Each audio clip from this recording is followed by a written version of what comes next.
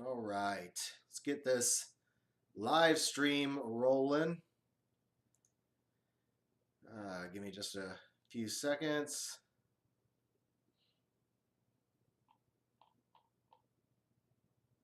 All right, let's get this live. Oops. There we go. What's going on, man? Good to see you, Flavio. All right. Well, I just wanted to do a live stream. Haven't put out a video in a little while now, and it's just been life's been crazy, man. Super busy. Been working a whole lot. Birthday was last weekend. It was decent. Could have been a lot better, to be honest. I think next year I'll take off on my birthday instead of having to work. I think that just kind of made it really shitty. I tried to work on my birthday and then take the day after off, and things just didn't work out like I had planned. I guess it's kind of one of those stupid things. Maybe you're like it too. I don't know. But I always kind of, think when my birthday comes around, I get excited almost like it's Christmas Day. And you get all these kind of thoughts of what you might do. And then you don't do anything. You just do the same shit you always do. And so I guess that's kind of a little bit of a letdown. But like I say, it's just another day. The older you get, the less happier you are about the fact that you're getting older. Anyway, let me see if I can share this stream somewhere else, because I do want to get some people involved, make sure they know that I'm doing this. Again, this was kind of a last minute thing. I apologize for not being a little bit more prepared. Again, I am not the best when it comes to doing these live streams, but I am trying to figure it out a little bit at a time. Let's see what's going on here.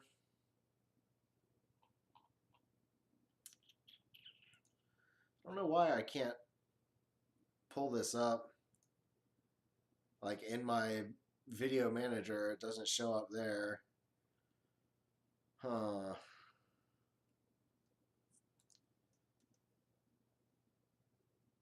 I just want to try to find the tab. Here we go. I think maybe I can do it from here. Yes. All right, let me share this bad boy. Facebook real quick, see if anybody else wants to join in.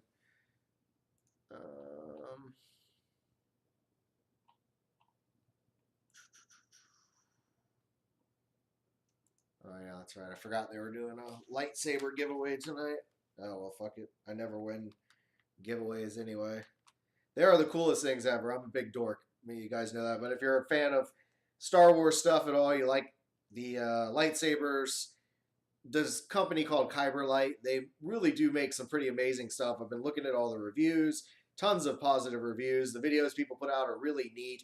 I love that, unlike a lot of the sabers that people were putting out in the past, it just had one generic color. You'd have to pick ahead of time what you want. This has a whole spectrum, so whatever you feel like being that day. Plus, it's fully customizable, so you can get all these kits where you can change the hilt around, change the actual, the end caps and the top piece where the, blade's supposed to come out, the pommel, I guess, all of those little pieces. It's pretty awesome stuff. Definitely go on Facebook or go to their website and check out Kyber Light Sabers. They're really expensive, but I guess they have a lifetime warranty on their blades and whatnot.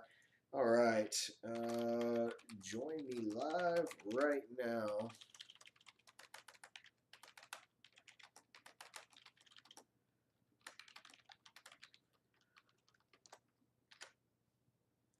All right, let's get that up.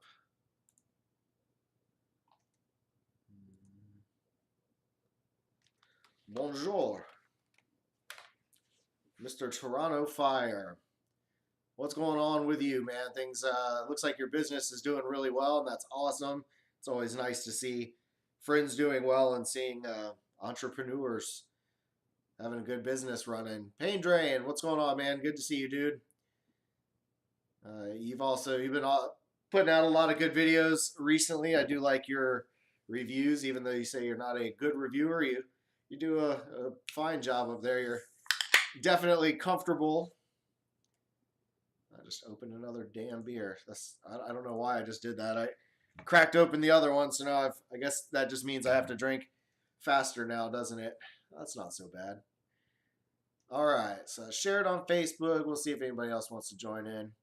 All right, so let me go ahead and pour this drink again. It has been a long, rough week in my job. Basically, it's the end of the month, and we have our 4 quarters. Every month at the end, people are trying to push out every last thing they can in order to bring in more revenue to the company. And then, of course, at the end of the quarter, it's even worse. It's just more and more stuff gets thrown at us, and it's just a crazy fest. So yesterday was a really brutal, long 12-hour work day, and just nonstop going.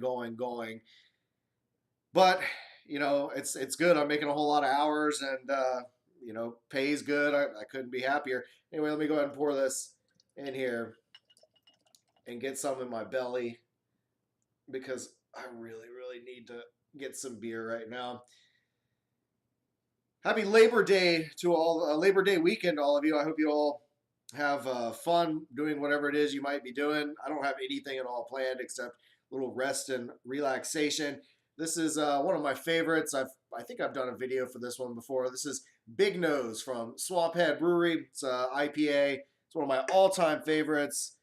Probably is my #1 favorite just because I've had it for so long, and it's still just one of my favorite flavors. But anyway, to you who have joined in, we've got Toronto Fire, Pain Drain still join in. I'll send you $20, but you got to chug it. You don't have to send me $20, but I was actually thinking about slamming this one anyway since I just opened up 2 of them. This one, it's an IPA, Pain Drain, and this one comes in at 7.3%. So it is definitely a kind of a heavier hitting beer, but really good. I've got it in my nice 6-point glass here. BioX, good to see you, man. Definitely good seeing you. Things are going pretty good. I'm not about to take a hit of anything, that's for sure. Yeah, okay. Will you enjoy that? You don't take a hit, and I'm going to try to slam this thing down. I suck. This isn't going to be super fast or anything. But I do want to get a buzz, just in honor of you, Toronto Fire, and your crazy gauntlet chug challenge you did the other day with all those beers and the liquor and stuff. That was pretty awesome. I did watch it all the way through, and congratulations on your win against Reckless Eating. Cheers.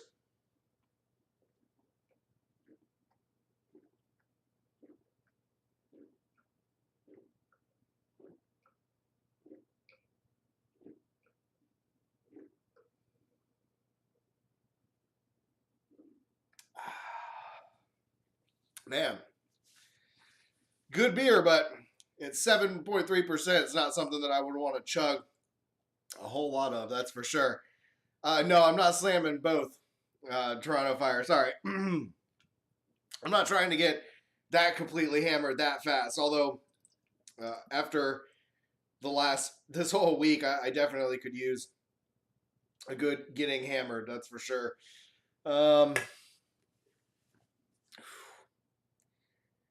Boy, now I'm all gassy and shit. Anyway, BioX, to answer your how are you?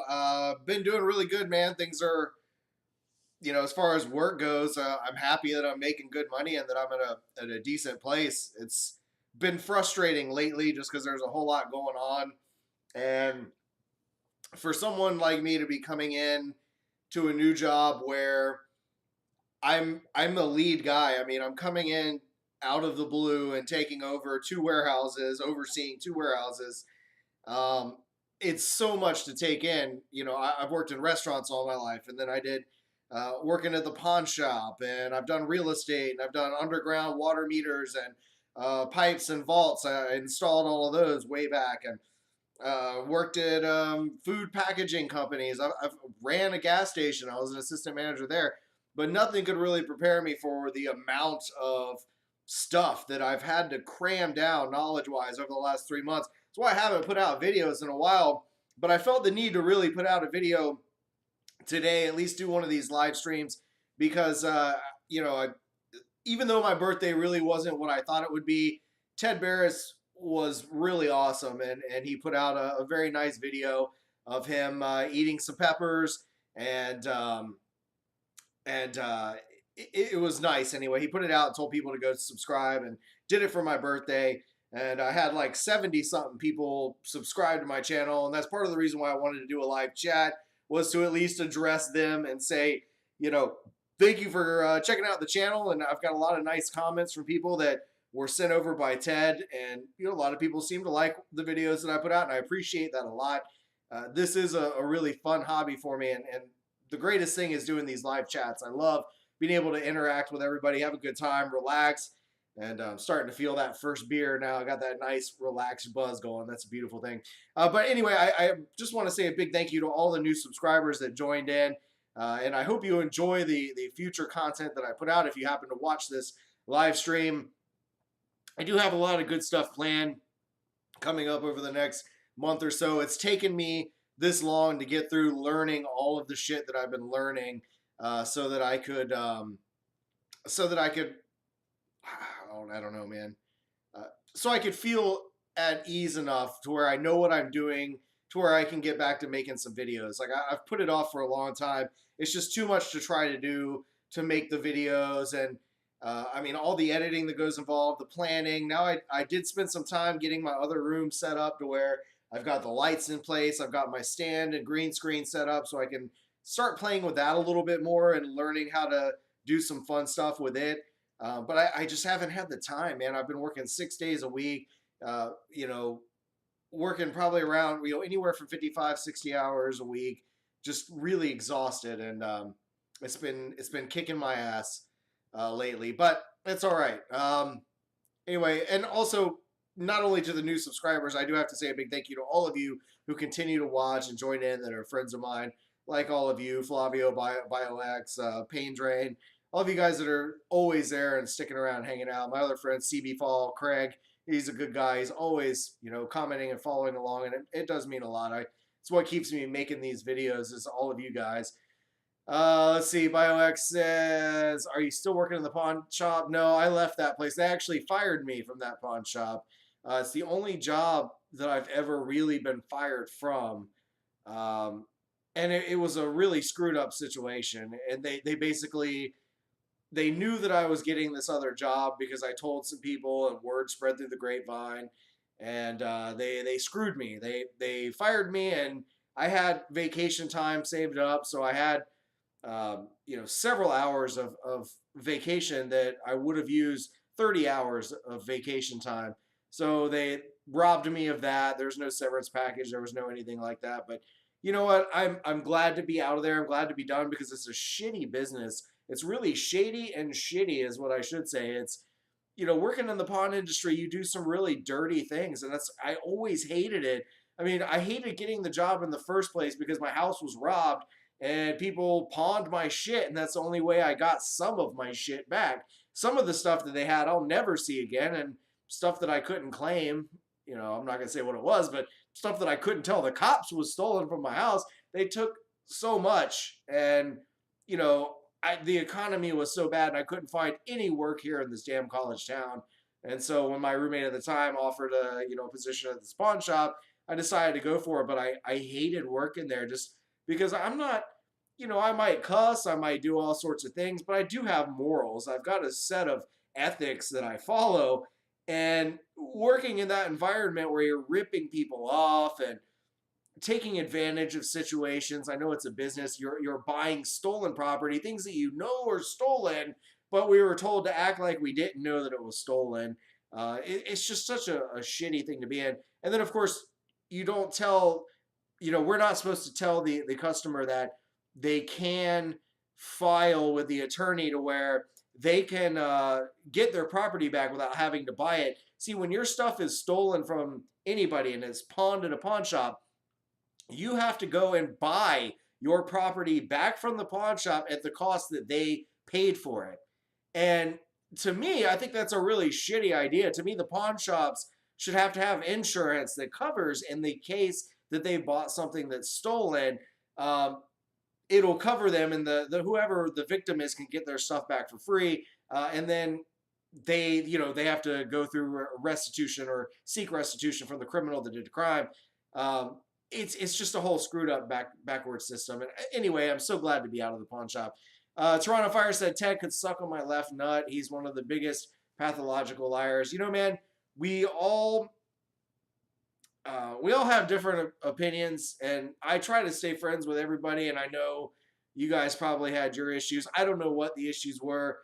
I'm at the point where my life, there's so much drama and bullshit going on a regular basis that I don't even want to be a part of it in any way.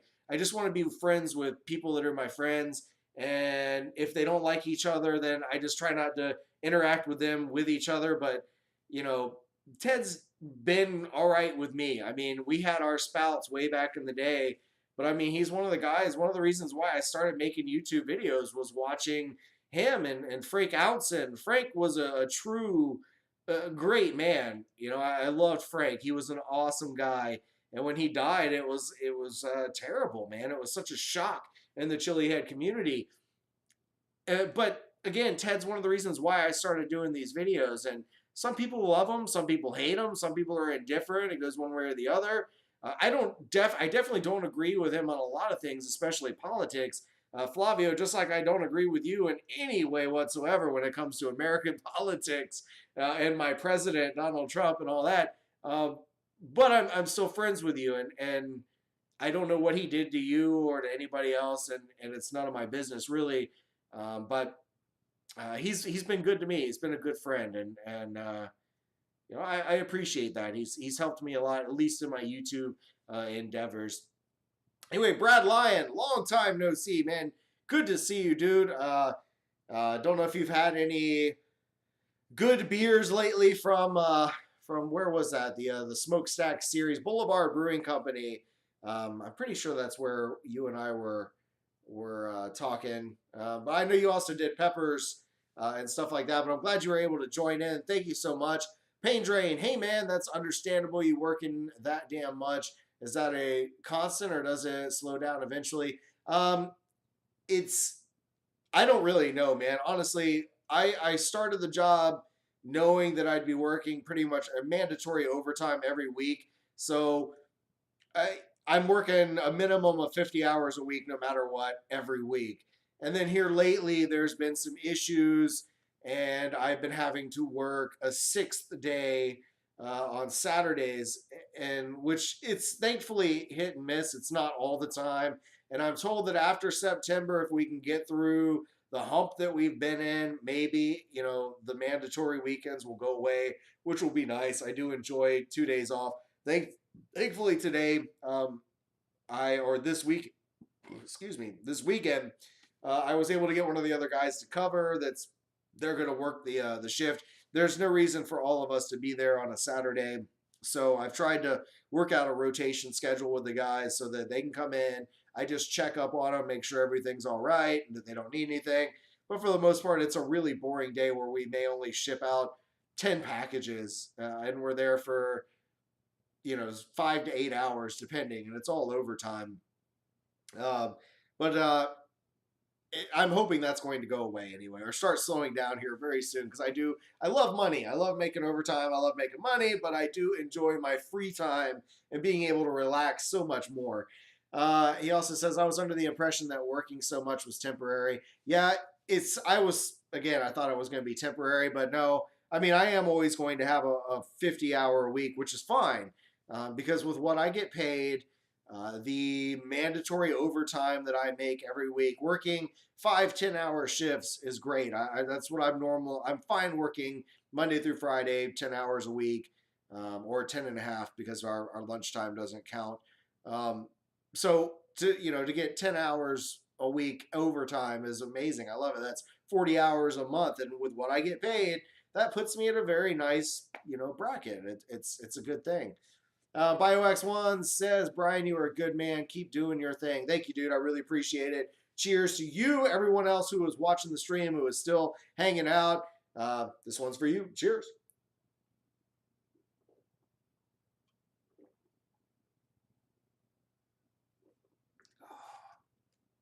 Such a good beer.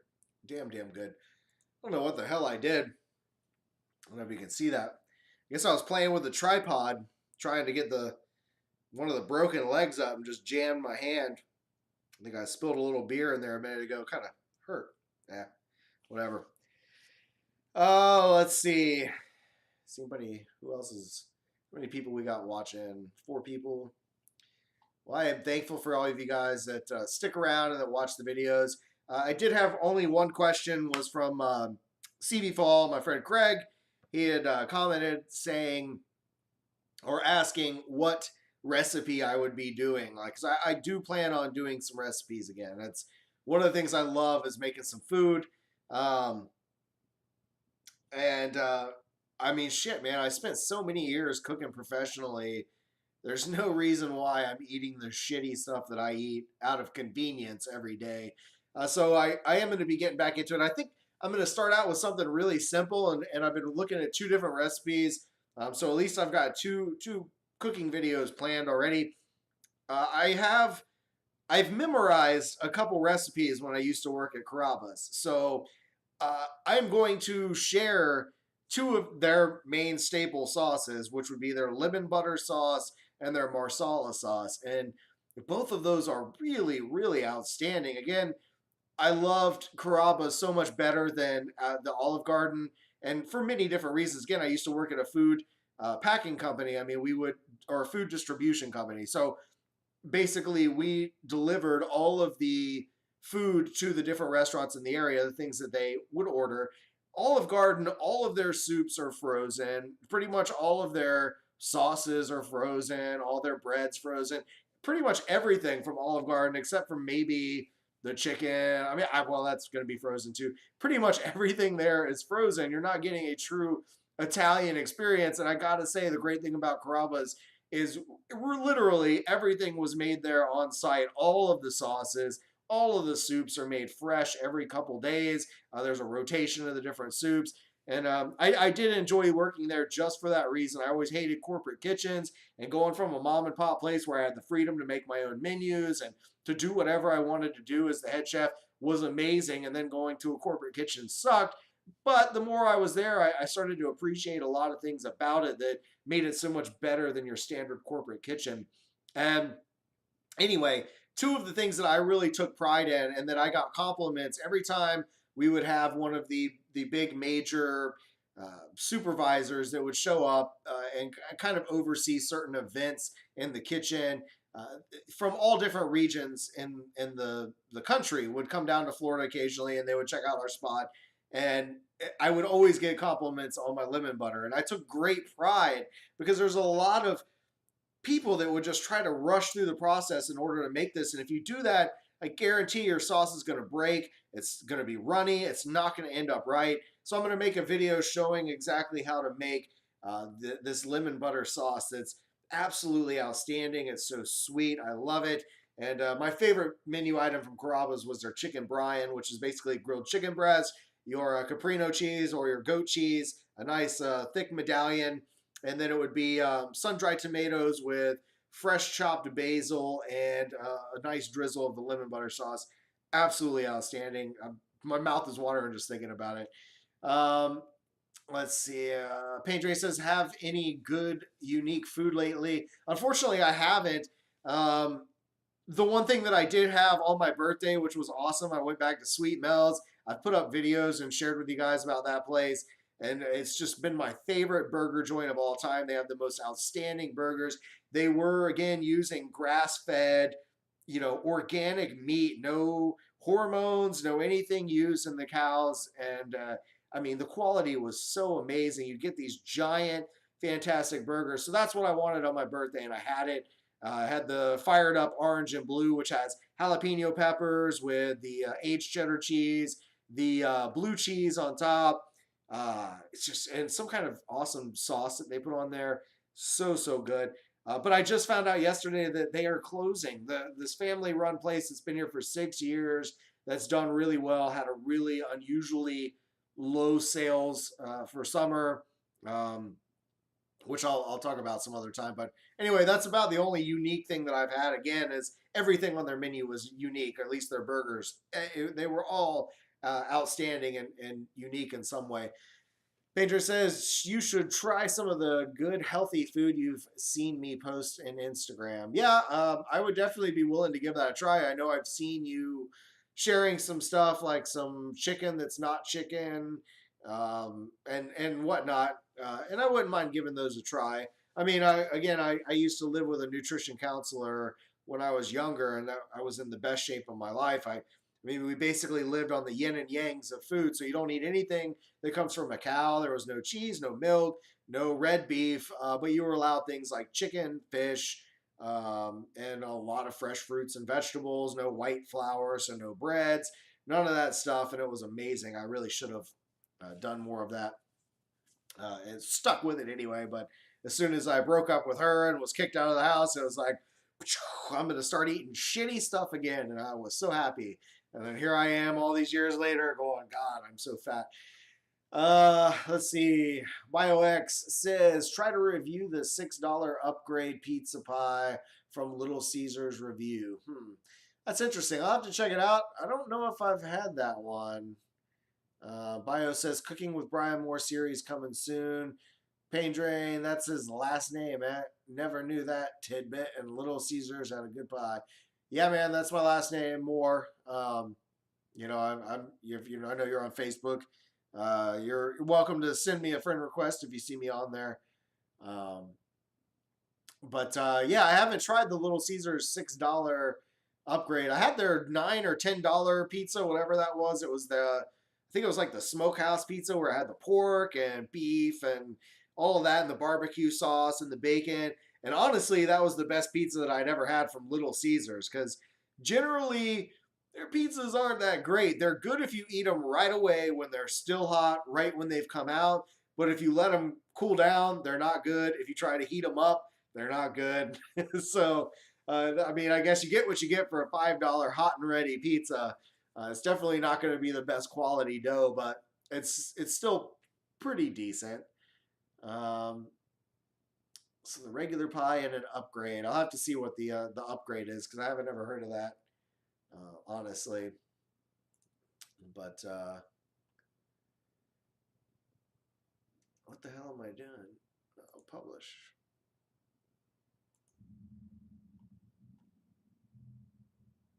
Oh, I guess I never shared the shit to Facebook, so no wonder nobody's joined in. God damn it. Well, I mean, you guys are here, but I was thinking maybe a couple other people might join in. Then again, it's fucking Fridays. Nobody's really, I guess, wanting to get on. I think I just screwed up and deleted the whatever. I don't know. I'm getting a good buzz. Join me live on YouTube.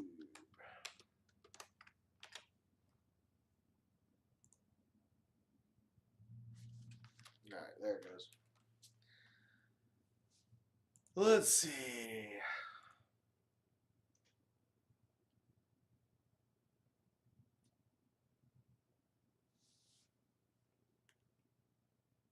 Pain Drain said he tried a Little Caesars pizza once over the past few years, $5 cheese, and it sucked to me. Yeah, I mean, really, I mean, it's $5. They're for a big, pretty decent sized large pizza. So I never really expect much. To me, Little Caesars used to be good way back in the day, and they did the little square pieces of pizza. That's what they were kind of known for, at least when I was a kid. Everywhere you went was always, your standard circle pie that was cut in triangle shapes. And then Little Caesars always had these unlimited, these giant rectangle shaped pizzas that they would cut into square pieces. And, back then they were really, really good. I don't know what happened, but I think when they started doing the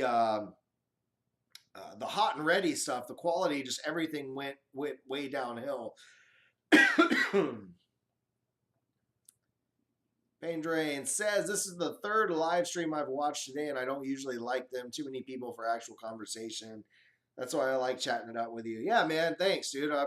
I don't really like the huge streams either, and most of the time you'll see people commenting, and the guys that are running the video aren't able to respond to everybody because the stream is just strolling through so fast. I don't ever really want to be that big, to be honest. I enjoy the smaller, intimate conversations like this where we can have, where I can read and respond to you pretty quickly. Worst pizza I ever had was Pizza Hut. Man, that sucks, dude, because I love Pizza Hut. I actually honestly think Pizza Hut's pretty damn good. Like I don't know, man. To me, for some reason, I notice it a lot now because I'm getting old and I'm fucking on blood pressure medicine. But if I eat Pizza Hut pizza, my favorite is their stuffed crust. I'd always get that. My heart starts racing because I think they put a shit ton of sodium, a whole lot of salt in it.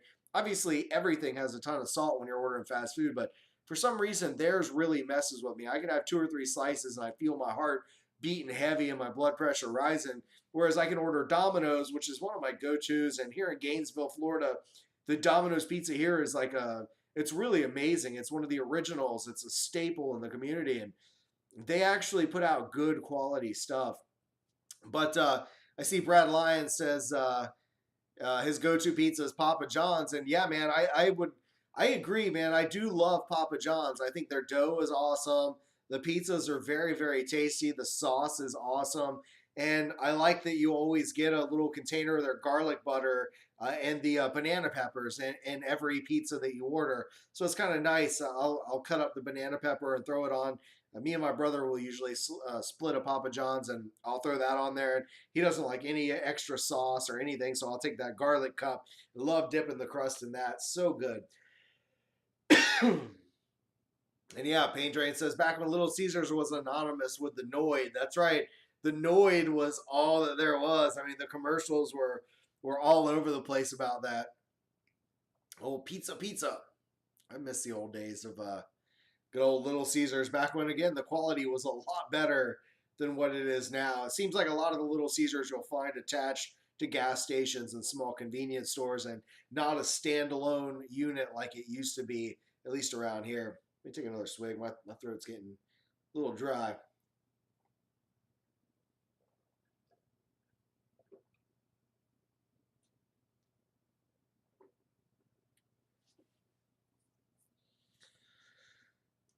BioX says the salt is the main reason why I dislike Pizza Hut, and the tomato sauce is too spicy. Well, yeah, I mean, that's my main. I love the taste of Pizza Hut. I think it's awesome. It's just, it definitely is, man. Like, there's something about it that's just way too salty. Like, they just dump a whole fucking salt shaker of salt on there. It's terrible. But I love it. And it's not too spicy for me, as you guys know. Like, I don't, for some reason, I don't taste spice on that level when it comes to any of these mass-produced things. There's no real spice that's overkill for me. I mean, I don't know if you're talking about heat or pepper flavor, or if you're talking about spices and herbs like seasonings. But if it's herbs and stuff, I do enjoy all the herbs that they put in there. Brian Huff, good to see you, man. Thanks for joining in. He says the deep dish squares with extra cheese are pretty good from Little Caesars.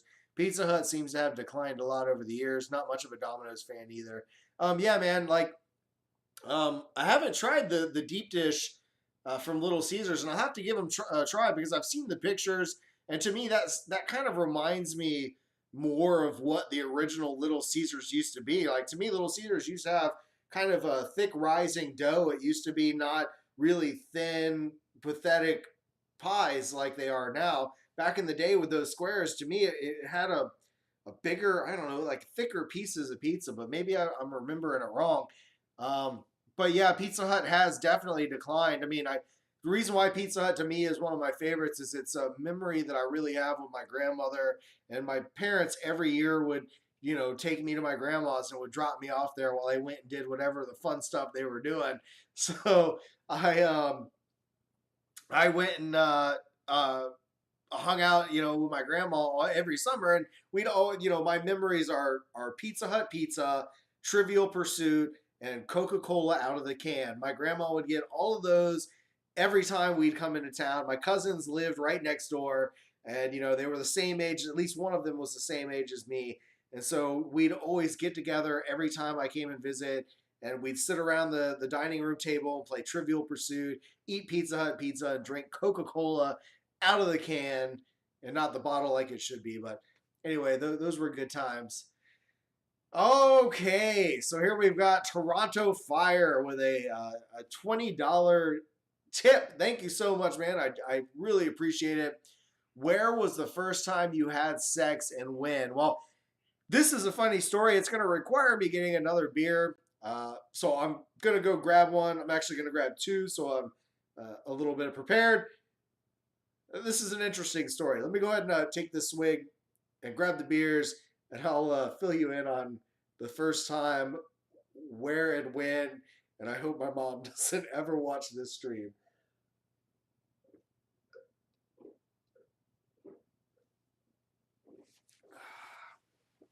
One second.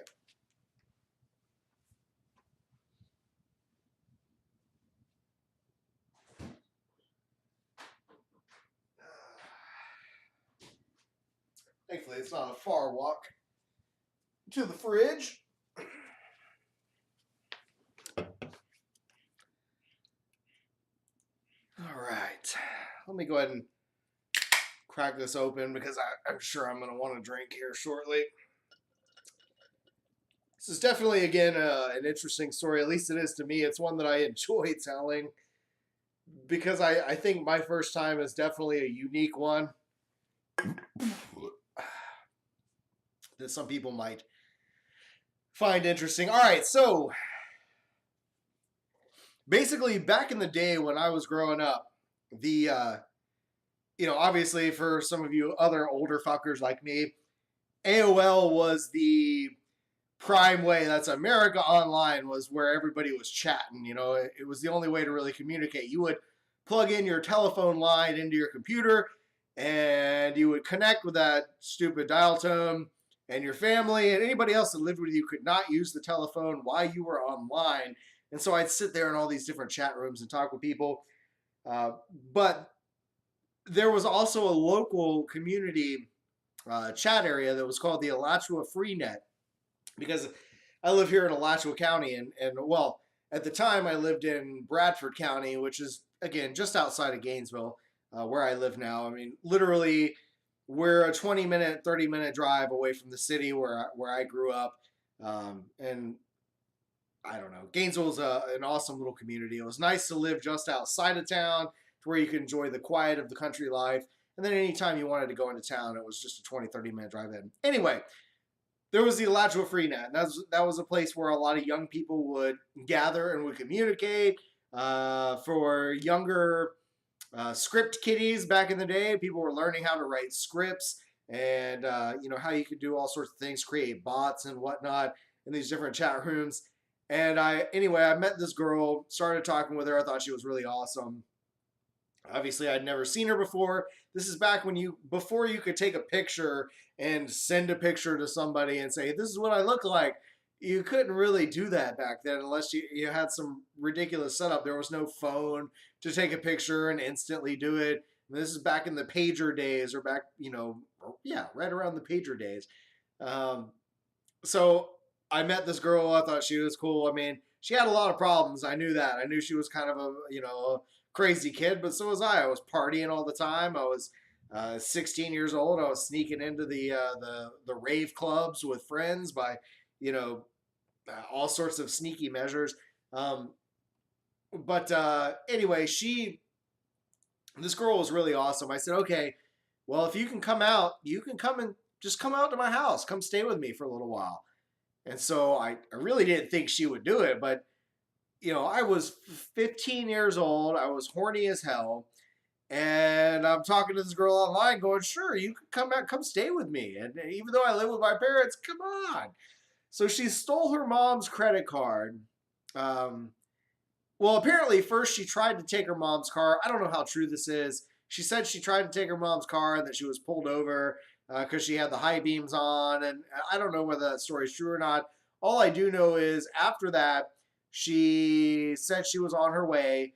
And there was this little path between my road and the road over. And it was kind of just right along the woods next to a neighbor's house. So I'd go behind my giant privacy fence and I'd just walk right over to this dirt road. And that's where I saw her walking down the dirt road. And at first I thought about running because I see this girl in all black, like black everything, black fishnet, stockings, black skirt, black top, black fingernail polish, black eyeliner, black lipstick, black everything. And I got, oh my God, I've got like some sort of freak coming down. And I said, should I just go back? And I'm like, nah, let's play this out. I hang out with all kinds of people in high school. I wasn't in one clique or the other. I wasn't a jock or a skater or a goth or any of that. I had friends in all the different spectrums. I was more of the partier group. But so she comes down and I meet her and we talk and it was amazing. And I'll never forget that first night when she's staying with me and I snuck her into my house, obviously. And this was kind of towards the end of the day. It was 6 o'clock, maybe 6 o'clock in the evening. I sneak her in and, she brought a whole bunch of her CDs. So, I mean, honestly, she's the reason why I like Nine Inch Nails, why I listen to groups like Skinny Puppy, a lot of that heavy industrial grunge music. She got me into a lot of that stuff. And, we'd sit and listen to it. And that first night, I was trying to be the gentleman. I was like, it's like, it's okay. I'll sleep on the floor and you can have the bed. And I just remember her saying, well, you don't have to sleep on the floor. It's like, all right, well, let me hop on into bed. And that night, I was up all night. We had sex a couple times. So I learned what all of that was about with her. I mean, I don't even think I'd honestly really made out with a girl until that point. So we made out. We did everything. And I'll never forget the next day on the bus, I'm sitting there and I just had this huge shit-eating grin on my face. I was just like, yeah, yes. And I was so exhausted. I didn't sleep at all. My friends were like, man, the fuck are you so happy about? I was like, I was up all night having sex. And they're all like, what? No way, blah, blah, blah. And it was amazing. For some reason, my story became a kind of a legend in a sense among everyone at school. At this time, I think I was in 8th grade, maybe ninth, but I want to say it was 8th grade. I had seniors coming up to me in the hallways going, dude, I hear you have a whore hiding in your bedroom. That's amazing. And I was just like, wow, man, fucking everybody knows. I only told 2 or 3 people and boom, all this small town, the whole school all of a sudden knew about what was going on in my life. There's a more epic part to that, and I'm gonna finish the story up. I just want to read some comments here real quick. Brian Huff says, if you do get a deep dish from Little Caesars, never reheat them. Yeah, you definitely can never heat them in the microwave. I don't ever heat any pizza in the microwave, honestly. I always will heat them up in the oven, and I take a paper towel, like I have nice thick paper towels. I soak them in water, kind of wring them out a little bit, and then I lay them over the crust of the pizza so that when you do heat them, all the moisture and water from the paper towel gets absorbed into the crust so that you still end up with a nice, light, fluffy, easy-to-eat crust. Pain Drain says, AOL chat rooms, I remember those days at like 10 years old or something. Yeah, that was about the time when I started talking. I want to say it was like 10 or 11. A lot of weird shit went on in AOL chat rooms. I remember pretending to be a lesbian so that I could talk with lesbians in a chat room about sexual stuff. But more than likely, I was talking to some other dude pretending to be a goddamn lesbian. It was a weird situation. Painter says, haha, yeah, that shit-eating grin is coming back. Yeah, it definitely is. That was one of the highlights of my life, man. I still look back on that with great pride, man. I can't believe I had a girl living in my bedroom for 2 weeks before my parents found her. And that's what I'm going to talk about in a second, because that's where everything went down fucking hill for me at the old homestead. Anyway, cheers.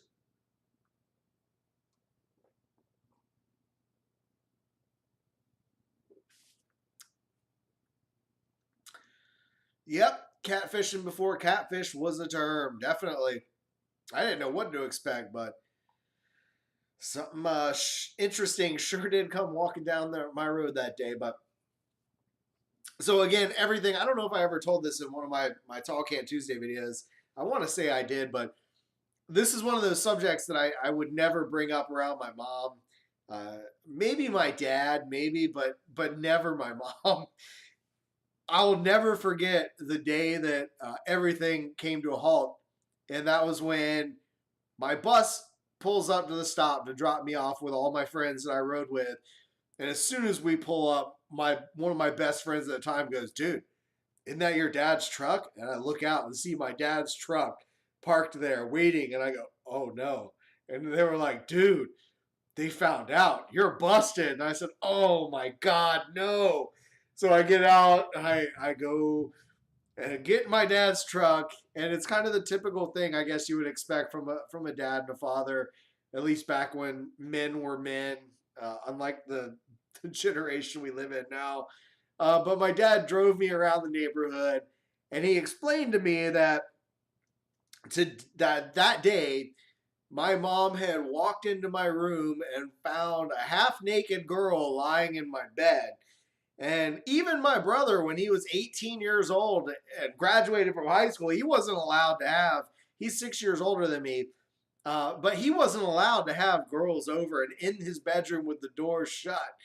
So imagine my mom's anger when she walks in and sees a girl with no bra and panties lying in my bed sleeping, waiting for me to get home from school. Because the way I had all this planned out is I snuck her out at night. My friend that lived up the road, his mom was a single mother who worked the graveyard shifts at the hospital. So I would sneak out of my house with her. We would sneak to his house. She'd do her laundry there. And while she was showering, me and my friend would steal his mom's liquor, and we'd go sit out on the back porch by the pool and smoke cigarettes and drink his parents' liquor while she showered, and we did the laundry and all that. It was a great thing. And it all came crashing down until that one day. And man, uh, it was insane. Like I have nothing could prepare me, and my dad, nothing could prepare me for what I was going to see when I got home. I mean, he told me, he said, "Your mom is really, really pissed off." I did not know what to expect. When I walked in the door, it's kind of what Bill Cosby describes in his comedy act when he talks about how he fed the kids chocolate cake for breakfast, and mom comes down, and every vein in the neck and the face is bulging out. The eyes are coming out of the sockets. And it's this horrifying look. And I think even Tim Allen in the old show Home Improvement used to talk about the look that women would give. And you don't look, do not make eye contact, look away. And that's how it was with this situation. I was like, oh God, this is the most horrifying thing I've ever seen in my life. And she was so very pissed off. I mean, unbelievably. And my brother even still jokes around, and he said he had no idea that I had a girl in my room. He thought I was just fucking talking to myself like some weirdo. He was working, I was in high school, and he was working after he had already, like I say, we're 6 years apart. So he had already gone to boot camp, had done overseas tour, and was in the reserves. And then, now he was working at Energizer batteries, doing overnight stuff. So he'd just come in late at night and thought I was fucking talking to myself. I had no idea I had some girl living with me in the bedroom. He retells the story like my mom yelling at him and going ballistic, like, you knew he had someone in there. And he's like, no, man, I had no idea. It was such a crazy situation. It's just one of those things that maybe one day I'd like to write a script for something, or like some sort of movie or show or something, because I've had so many experiences in my life, and it wouldn't even have to be bullshit. It would just be a culmination of all the different places I've been and the things that I've done in my life. I mean, to be held at gunpoint, all of these random moments is definitely very interesting. I'm sure a lot of people out there have had similar experiences. Excuse me. But my life has been one crazy fucked up roller coaster from start to finish. I mean, man, so much shit going on, so many ups and downs, and so many experiences, experiments with random drugs and random things. My life has been a fun ride, that's for sure. All right, let me look at the comments. Pain Drain says, me slaps you with a large bass. Slapping the bass. Haha, that shit eating grin is coming back. Catfish. When men were men. Okay, lesbian. Yeah. Whatever, dude. um, yeah, I mean, back then, you're right. You're all right. I was talking about back when men were men. I wasn't a man, though. I was a boy. Back then, I was a young kid that was a horny, young, prepubescent that was like, oh, let me go online and chat with these lesbians. This is great. I'm scissoring in the virtual world with these chicks. It's probably just another dude typing out his fantasies online. Anyway, probably. Anyway, let me take a swig out of this. I've got a great buzz. I'm so glad I did this video tonight. I'm glad you guys have joined and have stuck around. Again, Toronto Fire, thank you for your contribution. I hope you enjoyed my story there. It's, again, one of my favorites to tell. Brian Huff says, so did you get grounded? Yes, I did get grounded to the point where they... All right, so the way I was, we had a 2-story house, and it was this weird A-shaped house. So, it kind of sloped up. And there was this, trying to think, it's like an aluminum siding that went down the side of the house. And there were these giant ridges that kind of stuck out enough to where that's how I kind of snuck out at night. See, I lived on the 2nd story in this room where there was a balcony, and I had a sliding glass door that overlooked the little above ground pool that we had, and there was a privacy fence, and I could go out and stand out on that. And I used to go out there and smoke cigarettes at night and smoke joints and whatever else out on that patio, and I could see down to where my parents were and their sliding glass door out by the pool area. So if they came out, I could put out my cigarette or whatever real quick. But I even had like a giant coffee tin up there that they never knew about, where I was just putting out all my cigarette butts and stuff. But that's how I would sneak out at night. Sometimes I would go downstairs and I would unlock the front door as a backup, and then I would sneak out by climbing down very quietly the side of the house on that aluminum, just gently going down step by step on the ridges, jump the fence, and then run over to the other road, and I'd have a friend waiting for me to pick me up. This was back in the day when you had to sit next to your phone and you knew someone was going to be calling at just the right time, so you'd wait, and my phone would ring before my parents would downstairs. So as soon as I heard the first little jingle, you'd pick it up real quick and say, hey, and the parents wouldn't wake up and they didn't know anything about it. So it was pretty awesome. Speaking of drugs, what's the wildest one and experience surrounding it? Worth the grounding, no doubt. Yeah, it was definitely worth the grounding. Let me think about the experience for just a second, because I've had a lot of different ones. You didn't share with your friends, Brad says. No, when it came to at least the vagina, I did not share that. As far as like weed and cigarettes, everything. Oh yeah, I mean we shared a lot of that. But yeah, not the girl. That was just me. That was my hideaway thing. I mean, I had her living with me. That was my thing. And I do still wonder whatever happened to her, because I never heard. After she was found, my mom called the cops. The cops came and got her, and her mom was involved and stuff, and it was a huge, big ordeal. And I was never allowed to go back online, at least while I lived with them. So I never had a chance to talk to her again. I don't know whatever happened to her. I know her first name was Sarah, but I can't for the life of me remember what her last name was, which kind of sucks. I would like to see what's going on. Maybe it wouldn't be worth it, but who knows?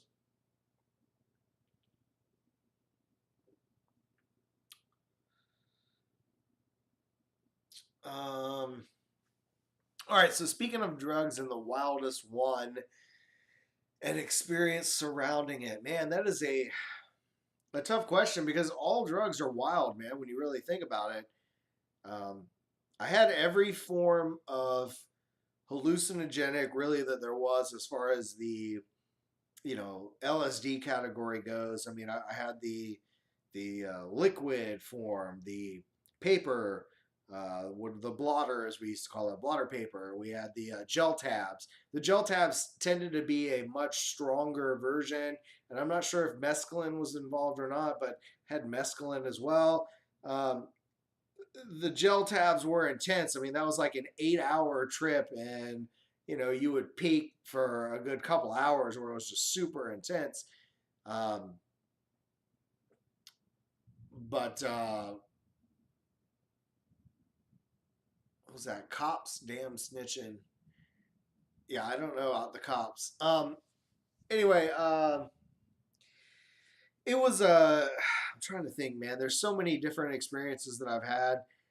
I guess probably my most my craziest, wildest drug experience was when I was working for a rug company. I want to say I've told this story before in a beer time or a catch. What the hell was it called? Tall Can Tuesday video.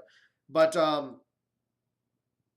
yeah, I mean, when I worked for that rug company and I went to Orlando, and again, if you don't know, the rug company I worked for, we basically sold very fine antique Saruk rugs that were they were handmade maybe 100+ years ago over in another country, and they're brought here and they're put out on a showroom floor, and basically we would set up and install the whole showroom area, put everything out, and our jobs were kind of sit there to flip through these stacks of different sized rugs, and these rich ass motherfuckers would come in with their interior decorator, and they would pick out the nicest thing that they could put in their house. I think one of the largest ones I saw was like, I want to say it was like a $250,000 rug that was like 25 foot by 25 foot.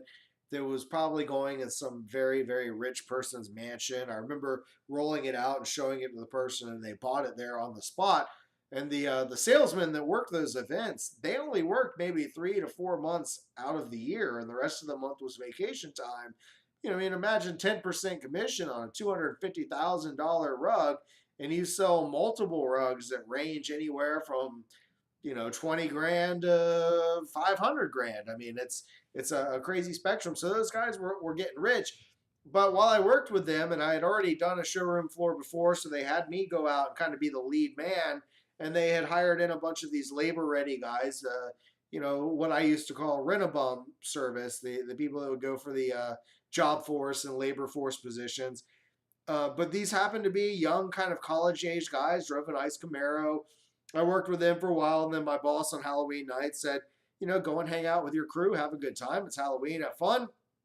So I rode off with them, and this was the first time in my life that I had Quaaludes. I guess these were what they called baby Quaaludes, so they were supposed to be a little bit less, not as intense.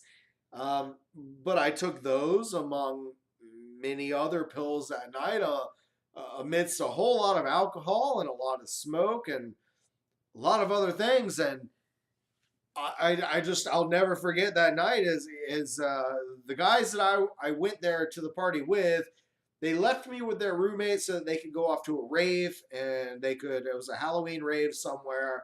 They were going to go check it out and then come back.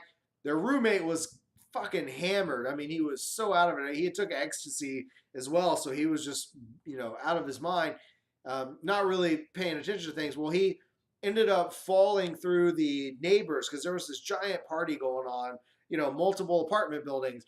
And so he falls through the neighbor's glass table, just like I have right here, this giant glass table.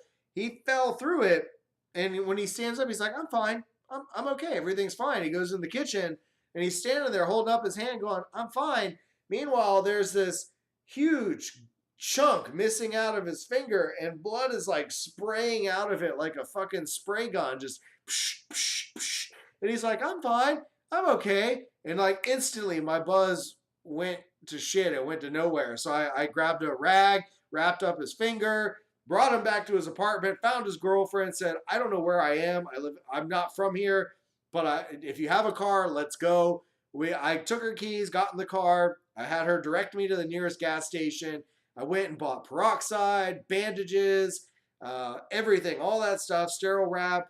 I came back to the place. I washed his giant gash out in the sink, and then I cleaned it out with peroxide and put antibiotic cream and wrapped that shit up. And as I'm in the middle of cleaning up all his blood in the kitchen, that's when a couple dudes come walking in through the door.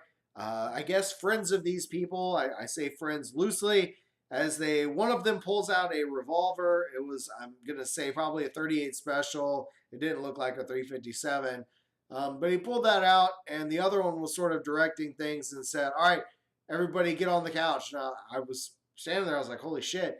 I'm like, "Hey man, I don't know these guys. Shut the fuck up." It's like, hey, hey man, like really, I don't, shut the fuck up. I'm like, okay. So the guy comes and gets me and kind of grabs me by the arm and has me sit on the couch. And I'm sitting there looking around, and there's all these beer bottles on the table. The guy sees me looking, he slides the whole table away from me. So now I'm just sitting on the couch with this fucked up dude who just fell through a glass table and his girlfriend. And this dude who fell through the table is looking at me and he's like, hey man, I got a Louisville Slugger under this couch cushion. I'm going to hit him with it. I was like, dude, you just fell through a fucking glass table. You're not going to do anything. Just sit there and shut the fuck up. And I'm the whole time going, God, where the fuck are those guys who brought me here? What the fuck is going on? This is insane. And, they just keep saying, I'm like, look, man, I don't know. Shut the fuck up. Look, here's how it's going to play out. If so-and-so isn't here by 2 a.m., there's going to be 3 bodies in our trunk. And he's talking about me and the other 2 people that were there, the dude and his girlfriend. And I'm like, holy shit. What did I get myself into? And somehow, like, literally right before 2 o'clock, those dudes who brought me there show up, and they start freaking out and yelling at them and going, dude, this guy doesn't know our business. He doesn't know nothing about us. Apparently there was some gun deal or drug deal that went on, and somebody thought that they owed them money. And all I know is this dude's coming up to me and apologizing after holding a gun to me. And I said, fuck you. Like, I don't want to hear an apology. I just don't want to see you for the rest of the fucking time I'm here. Don't let me see you. Just get the fuck away from me. And man, dude, that was insane. It was such an experience. I ended up losing that job because I went back the next day. I didn't have a ride back to work. Those guys weren't leaving. They weren't going to work, and they weren't going to take me there. So I got stuck and didn't end up working, and I just had to give up and leave and go back home. I had didn't make very much money, not nearly what I made the first trip when I went to South Carolina. Ah, man, but crazy. So he said, bet you didn't have the pure crystal LSD. No, I never had pure crystal as far as I know. That's probably one of the few that I didn't. I did read your comment before you retracted them. I honestly don't remember what any of it was like. I know that it was the lewds are one drug I never had. I still want to try. What are they like?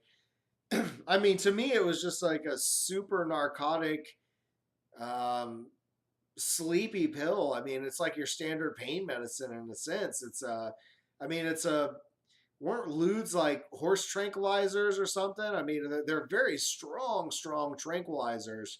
And I guess, I don't know. I mean, they're like a tranquilizer. If you've had Valium, you've had some of those. Like, to me, Valium is on par. It's just, you have to take a much higher dosage of Valium in order to get the same effect that you would from one of these Quaaludes.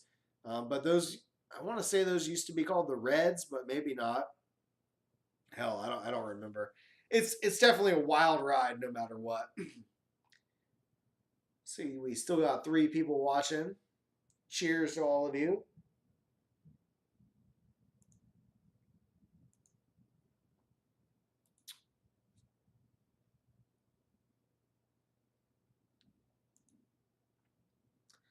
Sorry, just checking Facebook real quick.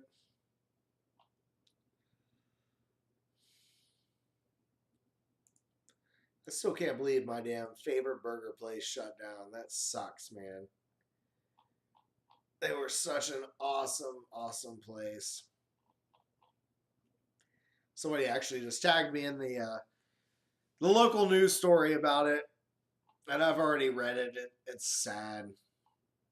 It's always, to me, it sucks when you see like what's been going on here in this college town lately one of the reasons why I still loved living in Gainesville is that it's a small college community. So I don't know. I hate the way the city government's run, and I hate that the fact that a bunch of transient students end up having more of a voice than the long term residents that actually live here.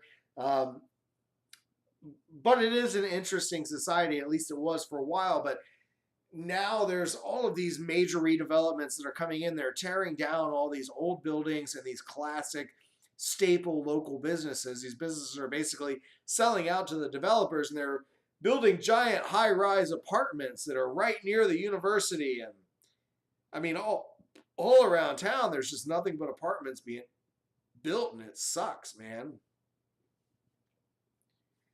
It sucks to see the quiet city town that I know growing and becoming bigger. I mean, I know it's inevitable. Just about every city ends up growing, especially when you're a giant college community that brings in as much money as the University of Florida does, you know, especially with their football program and whatnot.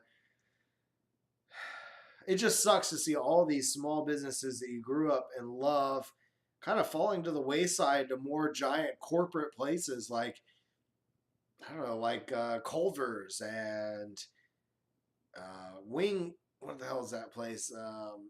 Wild Wings, and I don't know, man. All these giant places are coming in, and I'm watching so many of my favorite local places fall apart, and it sucks.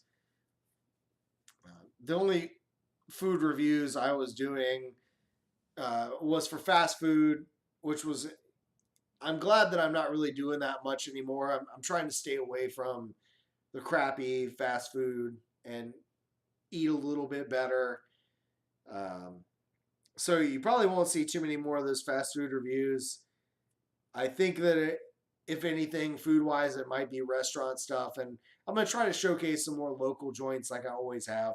Um, the best sandwiches in town is a place called Piper G's. I just discovered them the other day, and the day after my birthday, I had to go and get one of their big sexy burger or sandwiches. It's called a big sexy, and they actually cure their own bacon there, which is amazing. I got to say, I love that they cut their own pork belly and cure their own bacon. It's so damn good. They make their own brisket. They make their own everything there. So you may pay $14 for a foot-long sub, but it's going to be the best damn sub you've had. I guarantee it. Let's see. Yeah, man, I was definitely on a wild ride. I was a super rowdy teen growing up. A lot of partying, a lot of drinking, a lot of stuff that I shouldn't have did, and that's probably why I dropped out of high school. Thought I fell in love, but I did come back and get my actual diploma. It wasn't a GED. I got my actual high school diploma before my graduating class managed to get theirs. I was determined to do that. You know, after the girl that I loved broke my heart, but life is an interesting adventure. BurntBrian also says it's somewhat come and go like that around here, but not as much of a college town, although we have an ever-growing one I went to that has exploded and took over a large chunk of the city. Yeah, it does seem like a lot of college communities do in time eventually grow and start to kind of spread and take over, which can be good and bad. It does attract more people, which attracts more businesses and more things to do, but around here, man, it just sucks because they're killing all of the great local businesses for these giant high-rise places like Leonardo's by the Slice. That place has been there for a decade at least, and it was a great place where you could go and get these awesome, huge slices of pizza. They have 2 locations in town, but they sold their main one, which is almost directly across the street from the university, and so that big developers can knock all the shit down and build some giant building there. It just sucks, man. Like the my favorite bar that I go to, the Bank Bar and Lounge, was built in. It was an actual bank that was owned by a general from the Confederate War that opened up the bank there in town, and it served as a bank for a very long time, to where now it's owned by a bar and a drinking establishment, and the history is still there. It's the same building that it was, the same exterior, the same interior. Obviously new paint jobs and touch-ups, but it's the same building. It's amazing. So much history. And slowly that's just all being erased all across the country, all the history that used to be. But I think that's a topic for maybe another time when I don't have such a good buzz, because I could definitely talk about the shit that I see going on in the country. For those that are still watching, thank you so much. Cheers.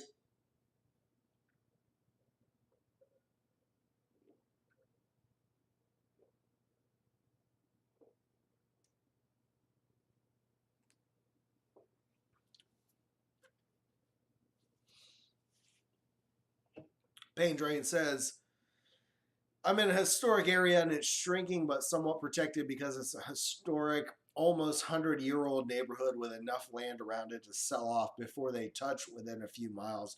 Yeah, that's pretty cool. I actually, for a long time, lived on Herschel Street, and my cousin still lives in one of these houses on Park Street, I think it is, in Gainesville, Florida. There's a place called Historic Five Points, and basically 5 Points was built around this one position, and still to this day when you go and visit, it's called 5 Points because right in the center of town, it's where 5 roads intersect, and they're from all different directions that all come together to this one point.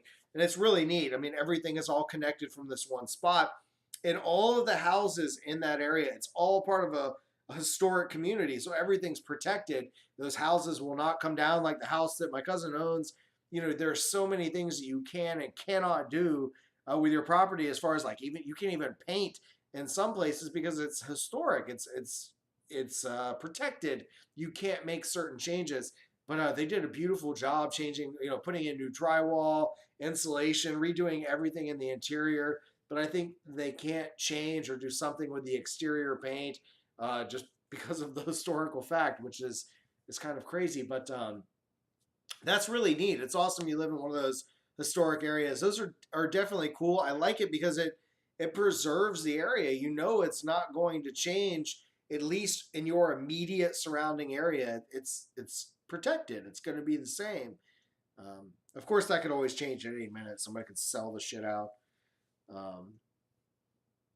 Gainesville, again, used to be like that. There was a lot of historic businesses that have closed their doors, and unfortunately, so many of the new generations will not get to experience the awesomeness that a lot of these places were, and the cool stuff that they would bring in. Anyway, dude, I am getting a really good buzz. I am glad that I set this up and chat with everyone. Working on my 4th beer now. Williamsburg, Virginia. Yeah, that's definitely strict, I'm sure. Although probably, well, that's true. That's in the north, so you don't have to worry about anything being torn down up there. I think all of your historic areas will be just fine where they're at, as there is a purge going on in the country. That is one thing that I do want to talk about, that I'm really glad that I'm so thankful that I've kind of discovered recently how addicted I've been to social media, and I don't know, man. It's like everything. The first thing you do, like, at least for me, the first thing that I would do every day when I'd wake up was get up and look at my Facebook. I gotta scroll through my news feed, see what's going on in people's lives, see if somebody commented on something of mine, if they liked it, if they did whatever. And here lately, I've just been taking a step back from it all, and I gotta say I am happier than I've been in a long time, because I go to Facebook, and the whole point of me even joining Facebook in the beginning was, to talk with friends that I haven't seen or in a long, long time, in years. And I'm thankful that it's connected me with my old school friends, as well as a whole lot of new people as well through the whole YouTube venture. But I'm starting to realize I don't want to be somebody that's checking my digital device all the time, that's constantly looking to see, is there a new comment, is there a new message, what's going on in so-and-so's life. Let me make sure I scroll through everything and I keep up with everybody in my friends list and what's going on with them. And it starts to kind of become a little bit depressing in a sense too when you start I don't know, man, when you start looking at what's going on in the world. I don't know. uh, all I ever see in my news feed on Facebook anymore is an occasional decent post, and for the most part, it's just all politics, and I just don't care anymore. I've realized that I'm not somebody that can just scroll past something that I have an opinion about. That I'm passionate about everything that I do, whether it comes to making YouTube videos or cooking or working or whatever it is. I'm passionate about it and I've got an opinion. So I can't just scroll through my newsfeed and ignore the stuff that I see. And all I see is negativity and hate and bullshit going on. And I like to be informed and knowledgeable about what's going on in current events and politics. But at the same time, I've finally gotten to a point after all these years where I don't even give a fuck anymore. I don't care about politics. I don't care about what's going on in the world. I support my president. That's all that I care about. I'm not going to listen to anybody else. I just don't care anymore. And it's crazy, man. I can't do it anymore. I just turn off my Facebook and I don't even look at it. I come home from work and my routine used to be, I mean, I haven't had cable television in 7 years. Well, I would say 7 to 10 years. I can't remember exactly when I turned it off, but I made YouTube my cable television. So when I didn't have anything to do, instead of just flipping through channels on the TV, I'm flipping through the channels on YouTube. And it's the same thing, really, when you think about it, except for the fact that you're actually able to interact like we are here. It's just, man, it absorbs your life. So now I'm trying to get back into gaming. I bought a console, an Xbox One, so I'm trying to get back into like playing that instead of coming home and catching up on all the YouTube videos that I missed from my favorite creators and all the stuff that's going on Facebook. I'm trying to just focus on myself a little bit, come home and play video games. That's why I haven't put out a video in a long time. I'm trying to break away from that goddamn digital vice that has me wrapped in. Anyway, Paint Drain says VA is technically south, but I get you. Yeah, you're right. It is. It is definitely south. But yeah. Brad Lyons says West Virginia here, and they have petitions to take down statues around here, and the state was 68% Trump.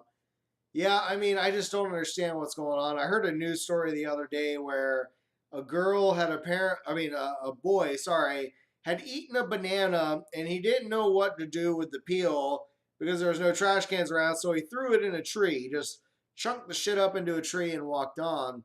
And some president of some stupid fucking club, a diversity club or something, walked by and saw the banana in a tree and had a panic attack, a real panic attack. And so the university had to confront this situation and give everyone their safe space and their time to calm down from this and figure out what's going on. And I'm like, and then they interviewed the kid and he was like, yeah, I just didn't know what to do. So I threw the banana in the tree. I said, boom, I just threw it. It's stuck in the tree. But all of a sudden, I don't understand where the fuck racial stuff comes in from something like that. But I mean, I hear these stories and it's what's making me not want to listen to any more news when I hear bullshit like that. And I'm like, are you serious? Are you fucking serious? That this is the future of our country? This fucking pussy, literally, both in gender and respectively, her personality is just a pussy. She's an idiot. Is what the future of the world is. I mean, this is what our coming generations are. And it breaks my heart. And every day I see this and I go, I can't even. This is why I'm not having kids. I look at that. I look at one of the people I work with, some of the people I work with, and I go, God, this is the coming generation with no work ethic whatsoever. This lazy, just don't give a shit attitude. And I don't know, man. That story blew me away. I still can't get over that. Like, it's been stuck in my head. I went to my 30-minute lunch, and I'm trying not to listen to news anymore, but it was on my radio when I got in my car, and it's like, oh, what's happening? And I hear this, And I'm just like, what? Paindroid says, people have taken large doses of dumb recently on all sides. I can't even look at many Twitter feeds. I want to debate, and I'm realizing it doesn't help anything. Most people are headstrong, including me. Yeah, I'm the same way. Like I still believe in the old saying that there are three things you don't ever talk about. That's religion, politics, and money. You shouldn't talk with your good friends about how much money you make. It's going to either make them jealous or they're going to feel superior and tell you that they're superior because of how much money they make. It's a no-win situation. When it comes to politics, it's the same thing. We hold such our values so deeply and so intensely that talking about it with your best friend, they're not going to change your opinion. At least if you're not like me, nothing you could ever say is going to change my opinion. And I've finally come to realize nothing I ever say is really going to change anyone's else opinion. So there's no point in getting worked up and getting angry or whatever about it. It's just, I'm just going to keep my opinions to myself and live my life. It is what it is. Generations rebel against their parents. It'll swing a different way at some point. Yeah, it always does. I mean, it's definitely a pendulum that goes back and forth. I think, which is kind of weird because my parents went to Woodstock and they were kind of hippie-ish. My dad was Republican all his life. I mean, sorry, Democrat all his life. But then, he ended up voting more Republican than he did ever Democrat. Because he's like me. And I mean, I take after them. When it comes to politics, I'm very centered in the sense that when it comes to a lot of social issues like marijuana, drug reform, even abortions, things like that, I'm pretty liberal when it comes to that. When it comes to fiscal issues, things like the debt, our taxes, all of that, I'm more Republican. Even though none of the Republicans are really pushing for a fair tax, which is what I want. I'm tired of paying for shit that I don't want to pay for. If I could just have my entire salary pay a consumption tax, so the more I buy, the more I pay taxes, I think things would be great. I could actually save more for my own retirement rather than relying on a government and Social Security that won't be there when I need it. Brad Lyon says, my son is asking for an Xbox One S for Christmas. He turns 7 years old in November. I'm trying to decide if it would work for him. Xbox tends to gear more towards teens and up. I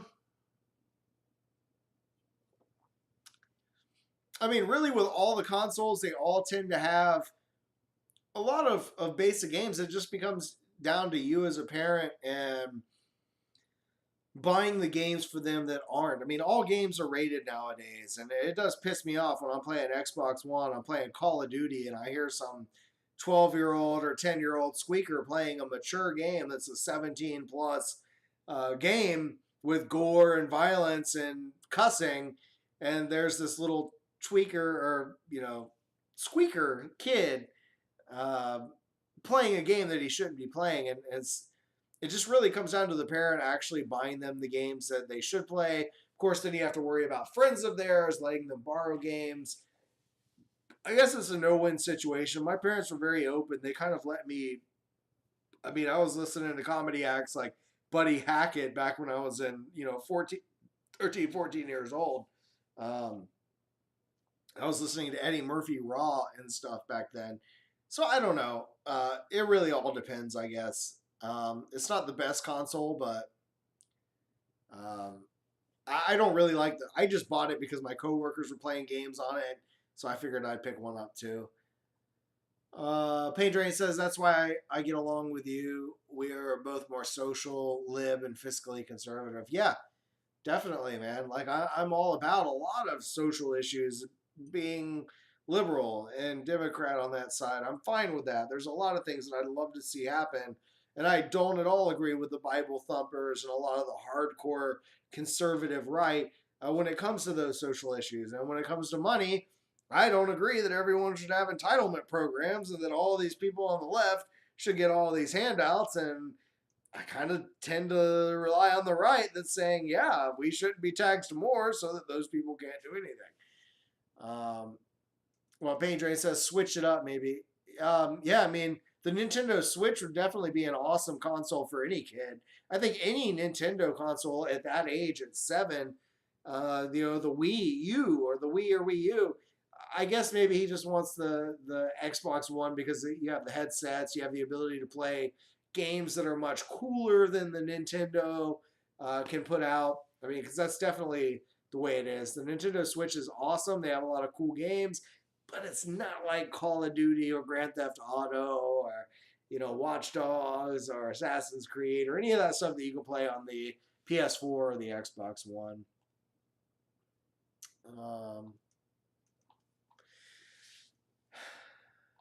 Well, guys, it is Friday night. It's been a hell of a week for me. I'm tired. I just wanted to put out this video again to say thank you to all the new subscribers that have joined in, and also to you guys who have been here, who have been my diehard friends that have followed along and have commented. Again, those of you who are here now and that were here: Flavio, BioX, Brad, Pain Drain, my friend Craig. You guys have been here consistently, and I do really appreciate your support. I can't thank you enough for following along and enjoying this channel. But I do have to, I got to call it a night. It's a little bit, I need to have a few beers, relax. Well, I've already had 4 beers now, and I'm relaxed. I guess I want to pop on something and not sit on camera anymore. But I am thankful that all of you guys joined in. I really do appreciate it. Pedro says, been fun and long story time and chat. And again, that's one of the things I love about doing these live chats is it's just, real shit. There's no edits. There's no cut points. There's no whatever. It's just hanging out, chatting, shooting the shit, having fun. Same way I would if we were sitting in the same room together, having a beer and talking. And I think that's awesome. I love doing these live streams. And again, I can't thank you guys enough for joining. I hope you join in future videos. And I guess, again, we're going to wrap this thing up. Oh, wait, one last comment. Brad Lyon says he has a Wii U right now and playing that new Zelda game, but he's dying for an Xbox, and he likes those mature games. Yeah, man. I mean, obviously, a lot of those kids love the mature games.